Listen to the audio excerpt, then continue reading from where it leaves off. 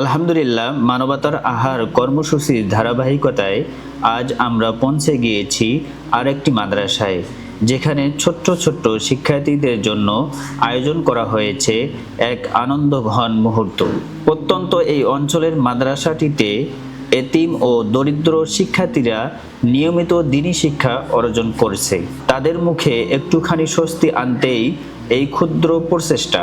অনুষ্ঠানটি শুরু হয়েছে পবিত্র কোরআন মাজিদ তেলাওয়াতের মাধ্যমে, যার মাধ্যমে পরিবেশ হয়ে ওঠে আরও বরকতময়।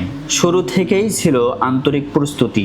পরিষ্কার পরিচ্ছন্ন পরিবেশে যত্ন সহকারে রান্না করা হয়েছে খাবার, যাতে প্রতিটি শিক্ষার্থী পরিপূর্ণভাবে উপভোগ করতে পারে।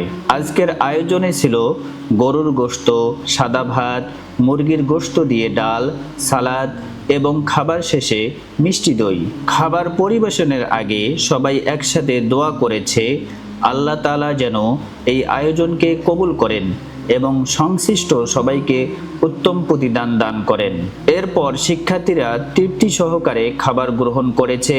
তাদের নীরব সন্তুষ্টি বুঝিয়ে দেয় এই ছোট্ট আয়োজন তাদের জন্য কতটা মূল্যবান। মানবতার এই কাজগুলো আমাদের মনে করিয়ে দেয় অল্প কিছু দিয়েও অনেক বড় পরিবর্তন আনা সম্ভব। একবেলা খাবারও হতে পারে কারো জন্য বিশেষ আনন্দ।